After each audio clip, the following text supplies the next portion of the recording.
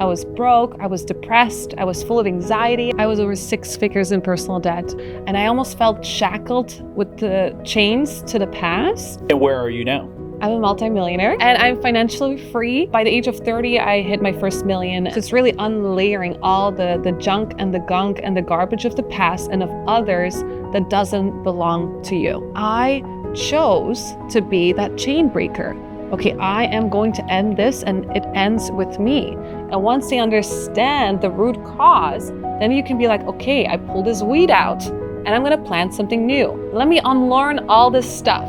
So now we go through the unlearning phase of getting rid of everything. And then when you get to that point, that's the rebirthing phase. That was the best answer I think I've ever heard. Welcome to The It Show, where leaders rise, where the bold challenge everything, and big ideas take flight. And today I'm so excited because, as always, we're joined by my co-host, Adelio Sanchez. Adelio, how's it going? Good, man. I am so thrilled to have Valerie Herrel with us. She's a manifestation coach that's gone through her own personal journey and has exploded an entire business out of that. So thrilled to start picking her brain today. Awesome. Valerie, thank you for being with us. Thank you so much for having me. I'm excited. We're excited to have you. Will, where do you want to start? Well, I think the idea of manifestation is probably a good place to start because it's one of those things where if you're not familiar with the idea, you might hear of it and be like, well, what is that nonsense? What is that woo-woo things? Like, what is that? So help us understand kind of like how you identify manifestation as a whole and how you feel about it and how you even came about it in the first place. Yeah. So manifestation, what it is, it's basically creating the art of your reality. And we all do it actually from the moment that we're born. We're just not as consciously directive with it. So it's a power that we all carry, basically how we create our external reality through our internal beingness. And so I was on a journey of personal growth and development, just like you two are. And back in 2019, I was looking for some answers because I was kind of felt lost in life. I was broke. I was depressed. I was full of anxiety. I wasn't loving what I was doing in life. And so I booked a couple of retreats, a couple of getaways. And one of those getaways was to the mountains near Boulder, Colorado. And so when I went to Boulder, Colorado, I stumbled upon this book. And it was called The Power of Unlimited Imagination by Neville Goddard. And funny enough, actually, before I went into this bookstore, I had asked to find the one book that could change my life. So with that intention, I walked through that bookstore and then I found that book. And that book changed my life. Just talking about it, I have goosebumps. Just a total confirmation.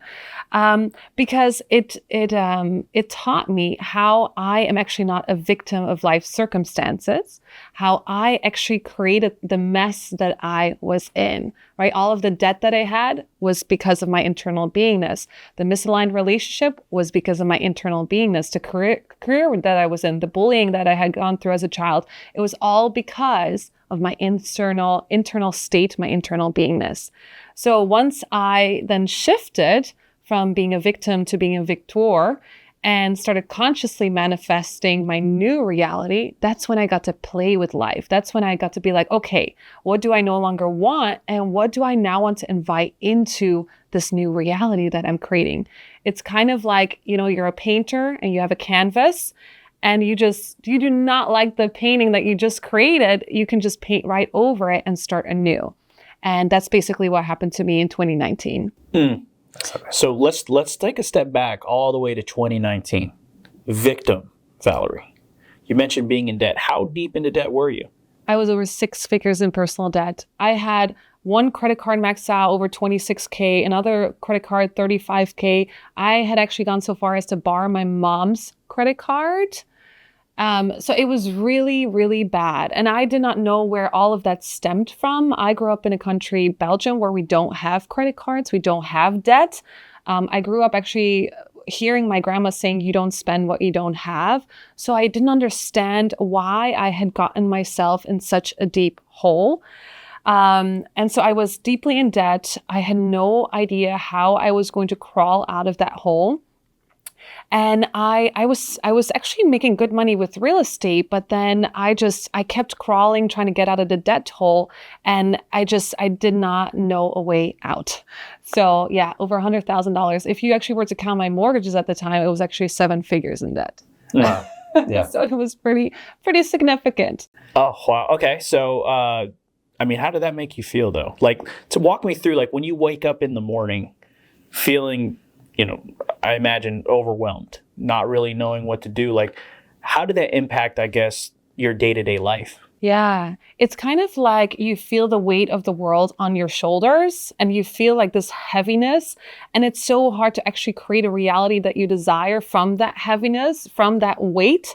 So it was very difficult to try to navigate to a better life, because I just had this thundercloud around me that just kept pushing me down. And I almost felt shackled with the chains to the past. And so it was very difficult to try to, create a newer reality from that state of beingness. So yeah, that's why actually with being a manifestation coach, I focus on wealth building and creating wealth rebirth within my clients, because I know I've been there. I've done that. I've worked my way through that and out of that. And I know the pain and the sorrow that can cause. And that's why I decided to focus on that branch within manifestation to teach my clients. And where are you now? I'm a multi-millionaire and I'm financially free. And it feels like weightlessness. And yeah, so by the age of 30, I hit my first million. And then by 32, I hit my second million. So after that, things kind of started to snowball. Okay, so help us understand, because that's pretty substantial. And if I know you're never supposed to ask a lady's age. I don't want to 33. assume. I'm 33 now. Okay. So in 2019, this was what, 5-6 years ago now. Yes. So really over the last 3 years, there's been a snowball effect of accumulation. Yes. Help us so that our listeners understand, when you're in that cycle where you're snowballing in the other direction, how can you change the inner being to impact the outer being to actually make those changes? Because it can feel, like you said, like you're shackled. Yes. What steps would you recommend for somebody to kind of get from where they are to, at least not to becoming a multimillionaire yet, but just getting out of debt? Yes. Yeah. So it all starts with kind of seeing yourself as an onion. So when we look at ourselves at an onion, we have the core of the onion and we have layers that wrap around that onion. And so what we do in that process is we try to peel back the layers of the onion to get to our core, to our beingness. And so the layers of the onion around us have been formed by society, by the news, by our loved ones, by our parents, by our ancestors, by even our past lives, if I may say that. So our beingness is shaped by all of these external factors that don't necessarily have anything to do with who I really am at my core. So to go back, my parents actually were never good with money, even though to the outside world, they made it appear like they were the rich and wealthy. We had a 6-story home, we had a Jaguar, we had a BMW, we went to the opera on the weekends, we had food catered, we were living the life. But then when my dad got diagnosed with cancer and then passed away when I was 9, come to find out they had never saved any money. It was patient to patient. They were bringing in the money, they were spending the money. And then my mom had a job, but after 36 years of employment, she got laid off. So here my parents are with no real wealth built. I mean, my dad couldn't even ever buy a house. We were renting, and then we couldn't even afford the rental property anymore. So I had taken on the financial struggles and the financial kind of lack of wealth building from my parents. Like subconsciously as a little kid, I had taken it on as my own. And so now I was living their story through my own story. And nobody in my family had become rich and wealthy, right? Nobody was really good with money. So I was just living out their story. And so once I got to the onion and realized, okay, my financial troubles, they stem from childhood. They stem from my parents. They stem from my upbringing, from society. that tells it's so difficult to be a millionaire. You have to hustle so hard. You have to work so hard. You have to sacrifice so much. And I didn't want to have to sacrifice. I didn't want to have to work so hard. So I always stayed small. So once I started layering the onion and peeling the onion and seeing who I am at my core, which is my truth, my unlimited essence, right? From that beingness, you can really create anything. So it's really unlayering all the junk and the gunk and the garbage of the past and of others that doesn't belong to you. So that's basically the beginning of the process. I love that. You touched upon parents having this code that they just give you, right? This is inheritance that now you have because they're the first people that are going to tell you what the world is about, right? And when you're fortunate or unfortunate enough, you could see it from either perspective, to have parents to give you this code that now it's a layer of the onion that now you have to cut into and try and get rid of. What does that process look like for you, knowing that you love your parents, knowing that they love you, but that there's things that they inadvertently gave you that no longer serve you and probably don't serve them either? They just didn't have the ability to peel their own onions. How does that look? Yeah, I think this generation has gained a clear understanding that they are the one who are breaking generational curses of poverty or scarcity or not enoughness. Or like, for example, my mom never had the opportunity to go and get a degree and study. And so this generation is such a special generation because we are here to break that chain. And I think a lot of people see that they are the chain breaker of their family. And so, but it is looking at your parents and looking at the opportunities that they never got, right? We have the internet at our fingertips. They never had that. We have all of this knowledge and this information available to us. They never had that. We have role models and mentors we can look up to on the internet. They never had that. So looking back and forgiving, them, because they never had the same opportunities that we do, but also seeing it as a beautiful gift and an opportunity to see yourself as the way shower so that you can really clear all that karmic generational lineage stuff from the past so that you can be the way shower for the next generation. That's so good. You also mentioned parts of those layers could definitely, most probably are ancestral layers. How do you tackle something that has been so ingrained in the DNA, like the epigenetics of your family lineage?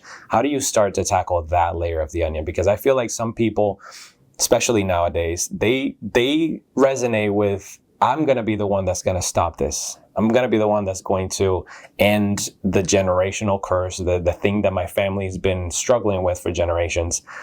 But they may have this part of the onion that they maybe don't even know how to access, right? Like that's still influencing them in a very, very deep level. They don't even know where to start. How does somebody dive deep enough to get to that level of the onion?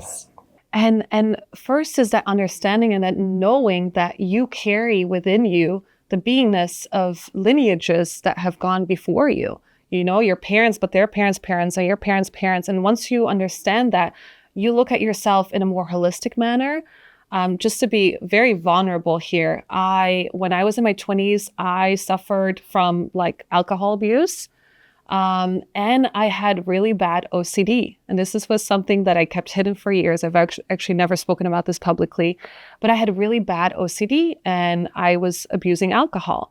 But when I delved deeper into my family history, I realized that my uncle was dealing with alcohol abuse and he actually committed suicide because of it. And on my mother's side, my mother's mother was dealing with OCD. And it was something she never shared to us publicly until one day when I was in my mid-20s, early 20s actually. I went over to my grandma's house in Belgium. And I had never spent a night with her, but I spent the night with my grandma and I saw her going to the front door and locking the front door.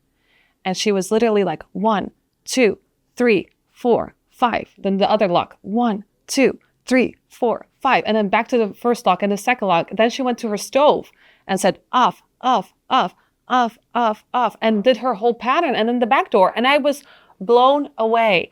I was like, this gives me an explanation of why I've been dealing with OCD since I was like 11 years old, actually 9 years old.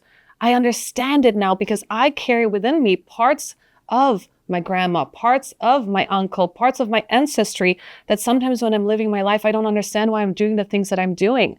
But I chose to be that chain breaker.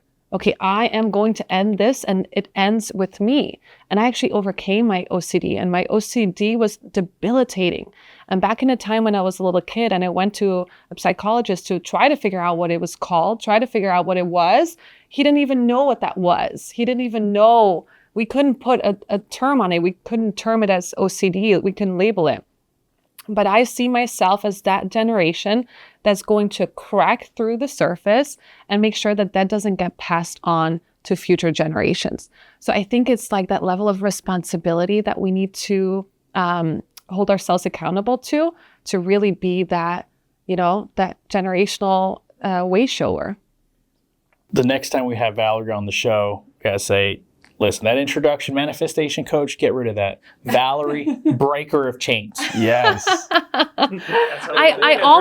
I'm shifting into being a rebirth coach. Like I have been going through this rebirthing process myself. And my coach told me, Valerie, like that manifestation coach thing doesn't fit you anymore. You're like more of a rebirth coach, a transformation coach, because it's so much more than manifesting your reality. There's so many more layers to it that once people understand the layers, once they have this deeper understanding, they can actually break through it. But a lot of time people live their lives and they're not consciously aware of what's causing their patterns, what's causing them to act in the way that they do, what's causing them to be stuck, what's causing them to be broke, what's causing them to be in a misaligned relationship. And once they understand the root cause, then you can be like, okay, I pulled this weed out and I'm going to plant something new. So that's more what this process is. Love that. So help me. Now that we're rebranding, she rebranded live on the show. Live on the show. This is all right. Chain breaker, rebirth coach. All right. Rebirth. When most people think of rebirth, they think of being saved. They think of religion. Mm-hmm. What is your thought on that? And are there parallels there, or do you think that they're completely separate?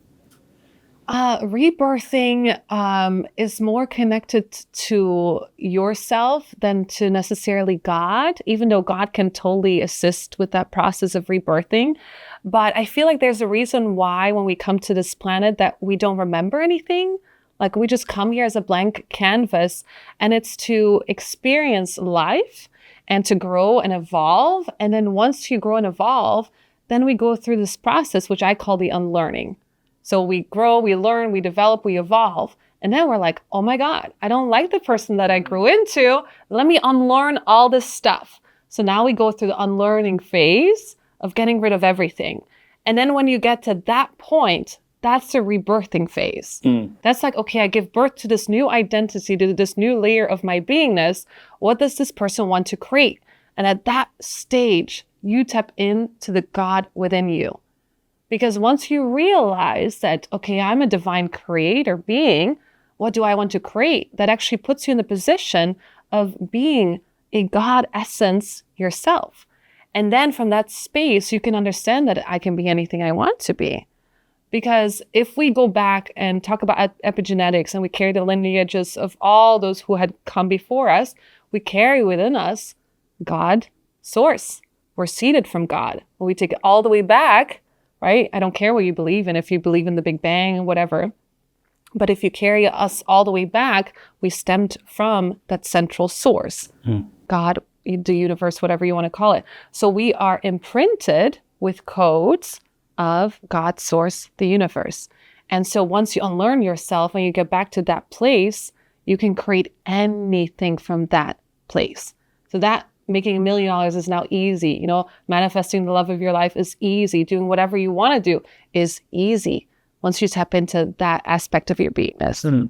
You touched on something that I think is so beautiful and well stated, because there was always this kind of internal dialogue that I would have of like, oh, well, who do I need to be?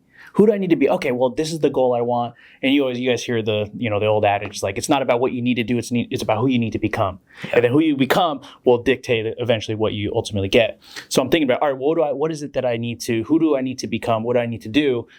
When in reality, if I wanted to rebirth myself to give life to who it is that I want it to be, it's more about unbecoming what I am as opposed to becoming something. 1,000%. Yes.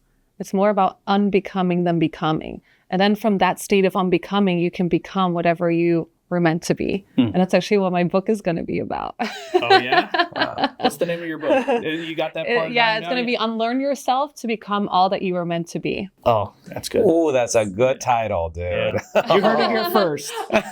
So good. I can't wait to listen to. Are you going to do the audiobook too? Yes, of course. Amazing. And the first, actually, I've had this book idea in my mind has been brewing since I did the 10-day silent meditation retreat for the first time 6 years ago. And I got these downloads of this book, but I never felt ready. Like I never felt like I had gone through all the shifts and changes that I needed to undergo in order to write the book until last year. I was dealing with an issue, something that I couldn't resolve from my past. And so I said, okay, let me do this mushroom psilocybin retreat. I hope I can talk about this openly. 100%. So I did this mushroom psilocybin retreat thinking I was going to resolve this issue from my past, because before you do anything like this, you can set an intention and then you carry that intention into the journey. And that's usually what the journey is about. And for me, it was dealing with the abandonment that I had faced when I was younger. And so when I carried this intention into the psilocybin journey, God came to me. And this was insane. I'd done many mushroom journeys before. I've had many experiences before, but I've never had God directly talking to me. And it was the most transformative and beautiful experience of my life that the very next day I was like, I'm going to write this book. And I wrote for hours and hours, sometimes 10 hours straight. I couldn't stop writing. And then the next day and then the next day. And it was like this purging. But it was the message that I needed to get across to provide people with a way of healing, that you can see the past as what it is. And usually it's a beautiful gift. It's a beautiful lesson. It's a learning so that you can grow and evolve. And so, yeah, that's the journey that I'm on now, is bringing this to the world. So you heard God. And I think that that's another conversation that we can tackle here, because you have people who are spiritual and they would describe it as intuition, or maybe they don't hear a voice.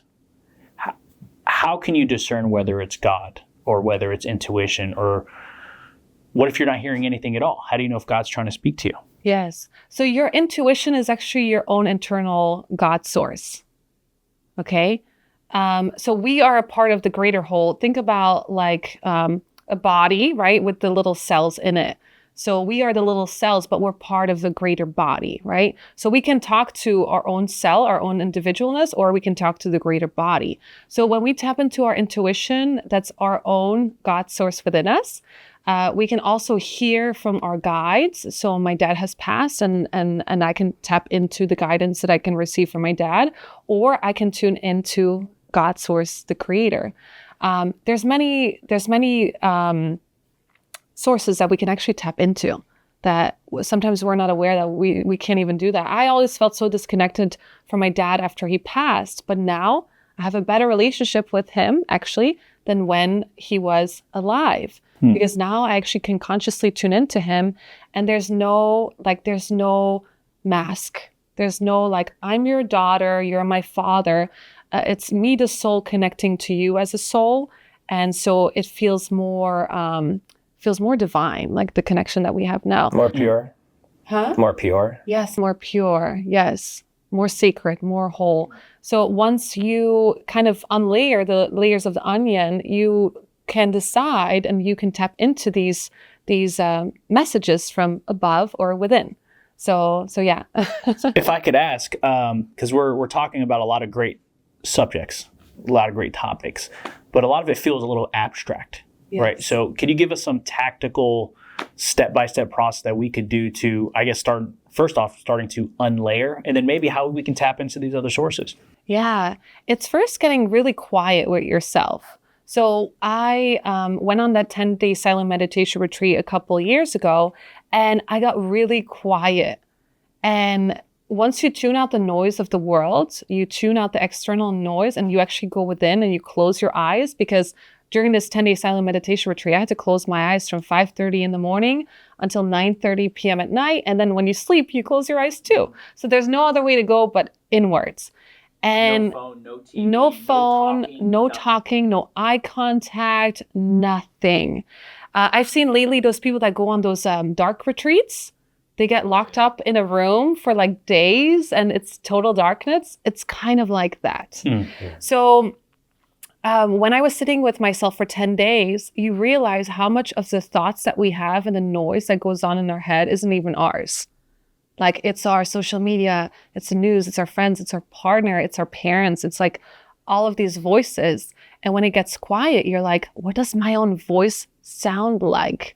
What are my own internal thoughts?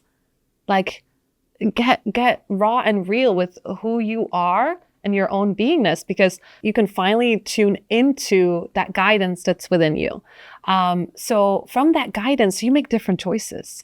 Like, I was a real estate agent at the time, and my own voice within me told me, you don't like doing this. You don't really want to do this. And so when I got out of the meditation retreat, I was like, oh my gosh, like, I'm going to be changing my whole life around. And this is so scary. So sometimes you don't even want to listen to that voice within, because what it actually tells you to do is so scary. Sometimes it tells you to, leave the partner that you've been with for 7 years. And that's what actually happened to me. Leaving that relationship, leaving that career, pursuing something else. And sometimes that change is so scary that we just prefer to like tune ourselves out and just listen to the outside world.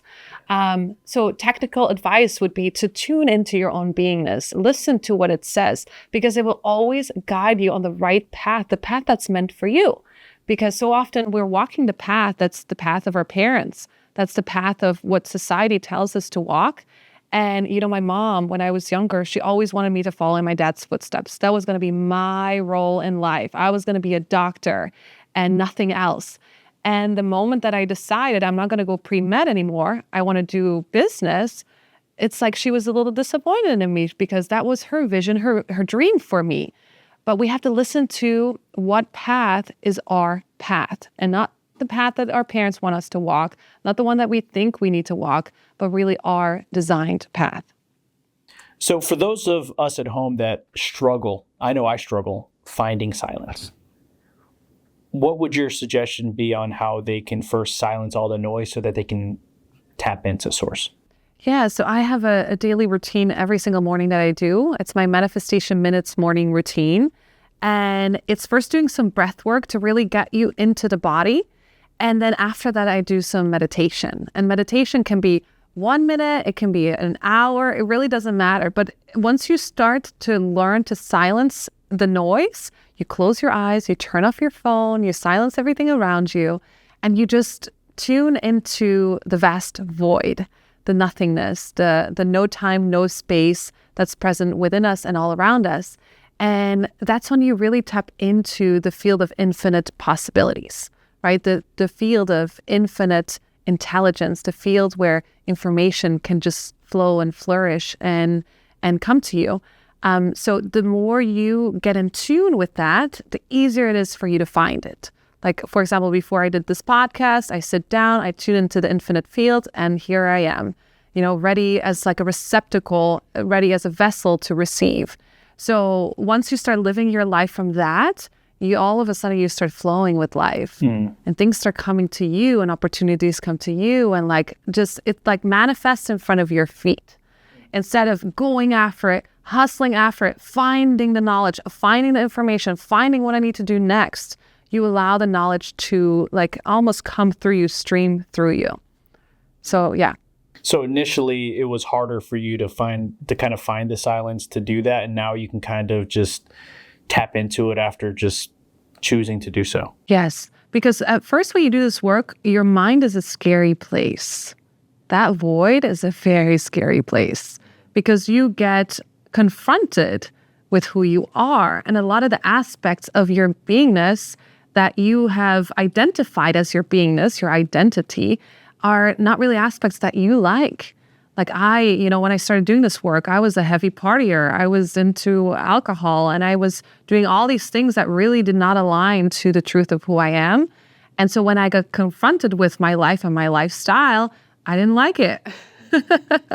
So sometimes it's a very hard place to be. But once you learn to go through the levels and the layers of the onion and get to your truth, that's when you understand that you can tap into that infinite potentiality and tune out the noise. That's so good. I feel like when you get to that place, it's easy to feel like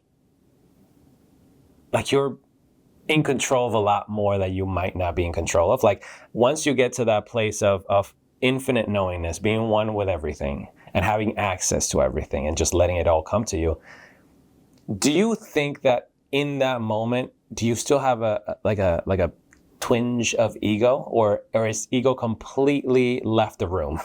Yeah. It's so, you're talking about ego death? Because sometimes people talk about ego death when they're talking about ayahuasca ceremonies or psilocybin journeys. And basically what they're saying is that our ego, right, the kind of like almost like identity that we've created, the voice in our head that we actually listen to, that we need to kill that off.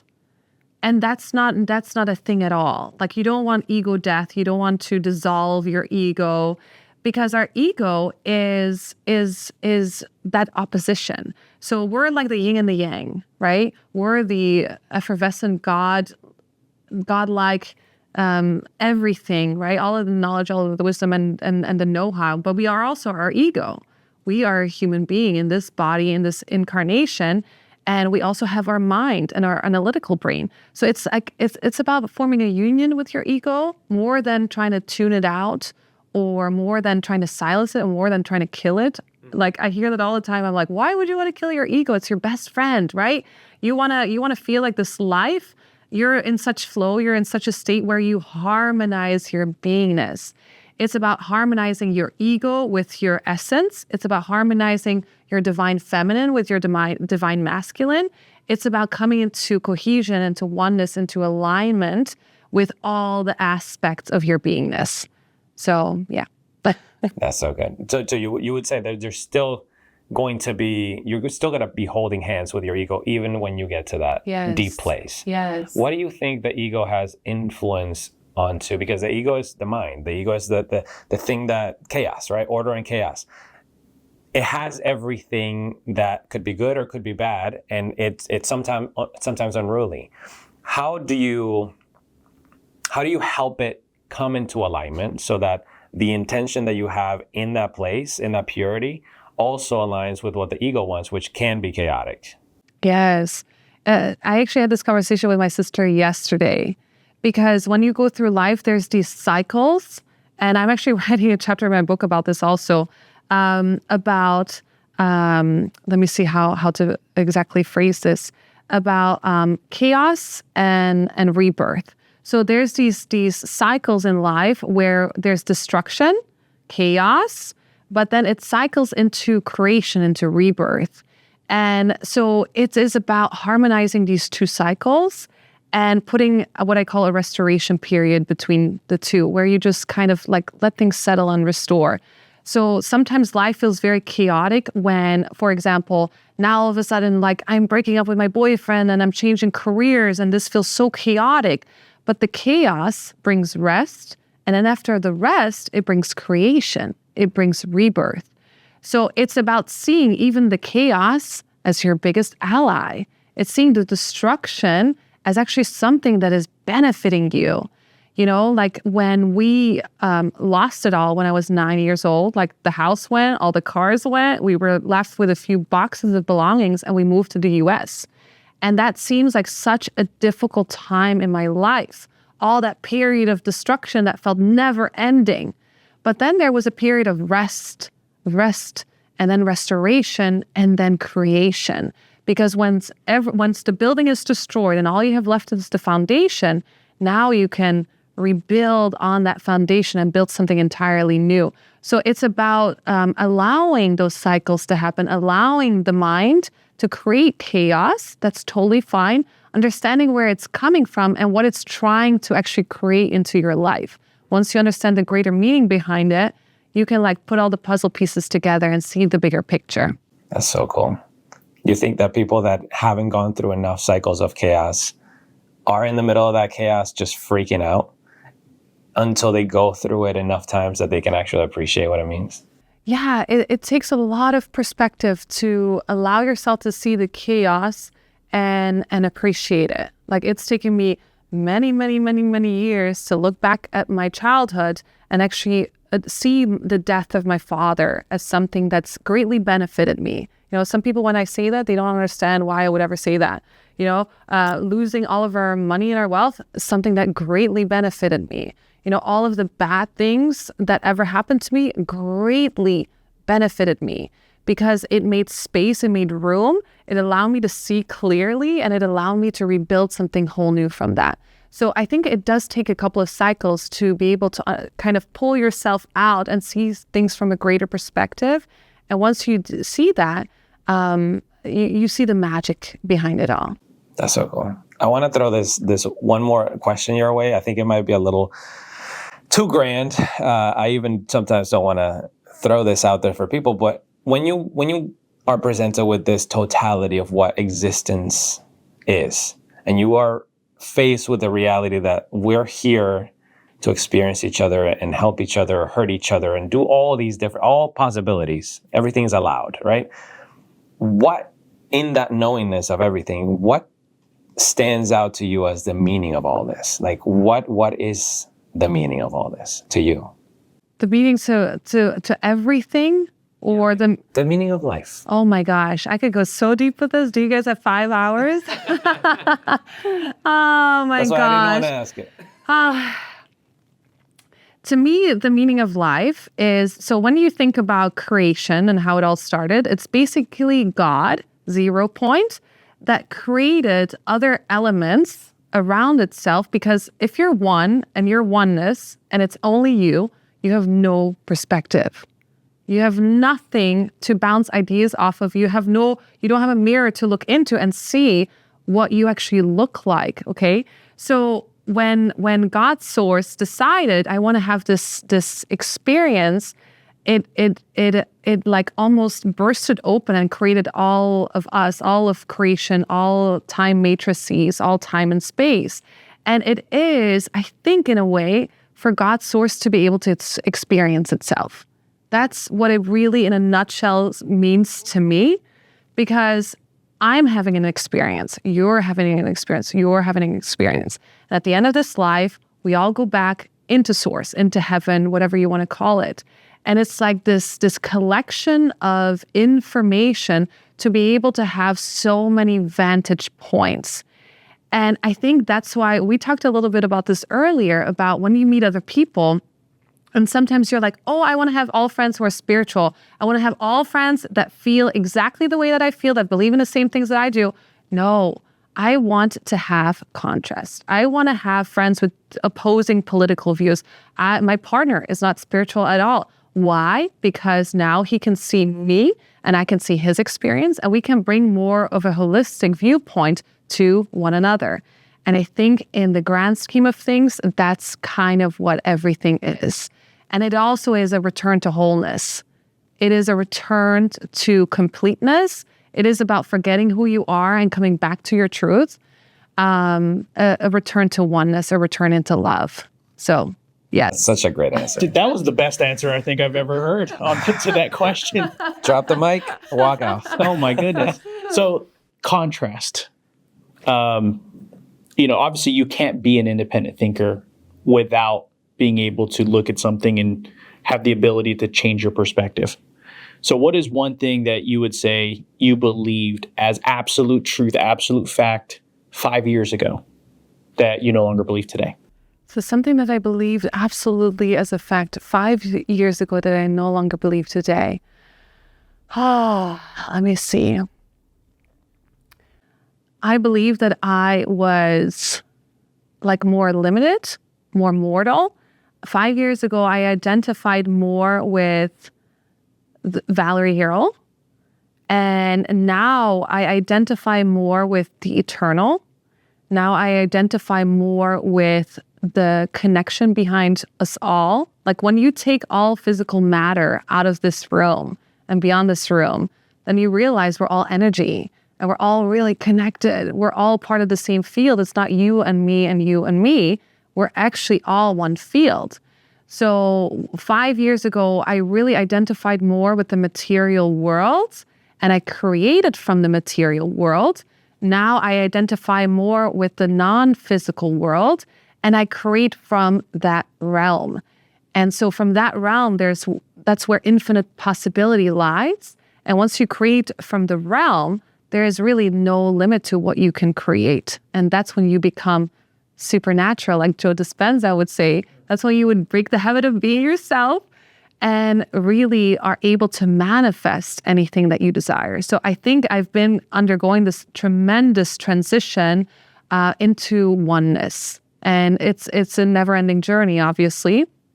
But in the past 5 years, I feel like that's what I've overcome, those limitations. Wow, Valerie. I mean, my mind is blown. So I'm so glad that you had the time to come talk to us today about all the things that you have experienced and all the wealth and knowledge that you have, which is incredible. How can people find you, connect with you, see the things that you're doing and sharing that? Yeah. So you can find me on Instagram, on YouTube, Valerie Herrel, or my website, valerieherrel.com. And every month I host free live workshops. If anybody is ever interested in attending a Rebirth workshop, they can always join me.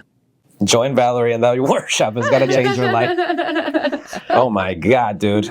Thank you so much for coming in. That was incredible. Yeah. Thank you, Liz. I'm speechless Thank too, you. dude. Thank you guys so much for having me. That was awesome.